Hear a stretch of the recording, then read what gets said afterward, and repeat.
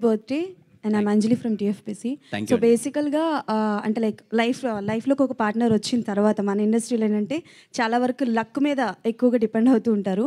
So రాసియా గారు ఈ luck విషయంలో ఎంతవరకు కలిసొచ్చారు? మీ ఒపీనియన్ ఏంటి? And one more question. So 'కా' అన్న స్టోరీ సెలక్షన్స్‌లో ఆవిడ ఇన్వాల్వ్‌మెంట్ ఎక్కువగా ఉందని వినిపిస్తుంది. సో ఏమైనా సజెషన్స్ ఏమైనా తీసుకున్నారా?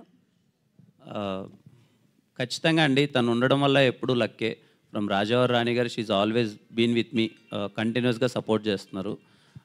'కా' సినిమా ఇక నుంచి అదే 1, 2 అది అయిన తర్వాత నాకన్నా ముఖ్యంగా తను కథలు వింటుంది, కూర్చుంటుంది. కొంచెం టీం అందరం కూర్చొని డిసైడ్ అయ్యేదే వెళ్తున్నాం.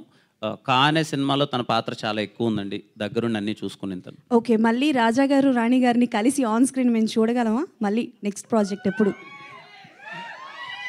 ఒకటైతే తనతో మళ్ళీ చేస్తానని ప్రామిస్ చేశాను. చూడాలండి ఎప్పుడు. ఒకవేళ వీలు కుదిరితే మంచి కథ ప్రామిస్ చేశారు కాబట్టా? లేకపోతే కంటిన్యూస్‌గా చేస్తారా? లేదండి. ప్రామిస్ చేశాను కాబట్టి చేసేసామని ఇప్పటికి. బట్ కథ ఏదైతే మళ్ళీ మీ ఇద్దరం ఒక దాంట్లో కనిపిస్తే ఏ కథకైతే బావుంటదనుకుంటేనే చేస్తామండి. బట్ ఐ హోప్ ఒక సినిమా అయితే మళ్ళీ చేయాలనుకుంటున్నాం. చూడాలండి.